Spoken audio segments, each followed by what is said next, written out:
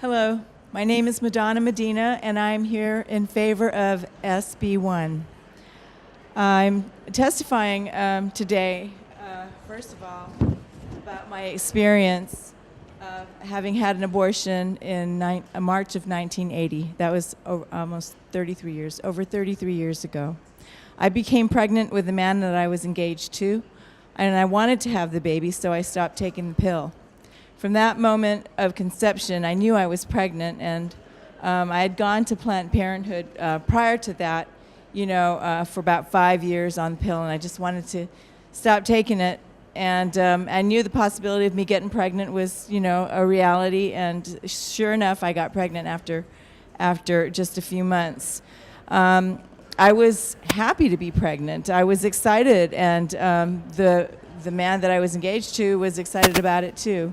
So I decided that I was going to go to a facility, a medical facility, to have my pregnancy confirmed, a facility that I had grown up going to, visiting my pediatrician there, my general practitioner. Well, when I had gone in for my appointment, the nurse came in. She said, "Okay, you're pregnant. What are you going to do about this?" And I said, "Well, I plan to have this baby." She said, "Well, you can have an abortion, you're young, you've got your whole life ahead of you, you don't need to have this child, and your chances of having a child again are pretty good." Well, I didn't like what she was telling me, and I didn't want to accept it. And then as she walked out the door, the physician walked in and began to tell me the same thing. So I just at that point I was devastated. I wasn't expecting to hear my own physician trying to convince me that it was a good thing to have an abortion, when in my heart and in my mind I was thinking that I was happy to be pregnant. Well, I got dressed and I joined the doctor in his office, and both he and his nurse at that time began to bombard me with facts and statistics to support why I shouldn't continue my pregnancy and why my abortion was the solution to my problem. The doctor was pushing me basically to have an abortion. I kept saying, "No, I'm engaged, I'm going to get married, and we're happy to be pregnant." But that was, to no avail. Anyhow, I left that day vowing never to ever return back to that place, and, choosing to carry on my pregnancy. Well, a few weeks later, I received a phone call from the guy, the father of the baby, and he had changed his mind, and he said that he'd been talking it over with friends, and he decided that he wanted to go ahead and get an abortion. And of course, I was the one that was having the abortion. So at that point, I thought, well, who can I trust? My doctor, the man that I was in a relationship with, and so at that point, I did succumb to having an abortion. I did want to mention, too, that on the day that I did go in for the abortion, I was really hoping that someone was going to be there to stop me, someone to say, "Listen, you don't have to do this," someone to say, "There's a better way," someone to say, "Stop." But there wasn't anyone. Now, the nurses that were there the day before, they told me that I needed to drink at least a whole bottle of wine before going in for my appointment, because I was already almost 14 weeks pregnant and just going into the doctor's office.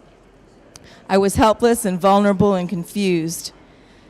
So that day came, and I went in, and that was probably the most horrifying and painful experience of my whole life. I was fully awake during the procedure, and I wanted to say stop, but it was already too late. And in my ignorance, I thought my child was going to be whole, all neat and tidy in a jar, like I've seen displayed somewhere. But when I looked at the big glass jar to the left of my side, all I saw was tiny, dismembered limbs in a sea of blood. That image was the memory I had of my baby for years. Immediately after the abortion, I felt some relief, just because it was over, and my doctor and the nurse tried to make me feel like I had done the right thing. But I could not deny the emptiness I felt inside, physically and emotionally and spiritually. I couldn't deny the reversing changes going on in my body. They were a constant reminder of what had happened. Life wasn't back to normal like my doctor said it would be. As time went on, I lost my sanity.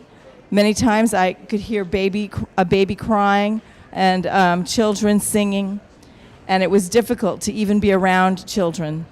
Drinking and drug use escalated in my life, doing whatever I could do, as much as I could do, to dull the pain. It wasn't long before my relationship was over, and I had constant thoughts of suicide. After 18 months of this insanity, of no peace, of just feeling condemned and full of regret, I found my saving grace, which is my Lord Jesus.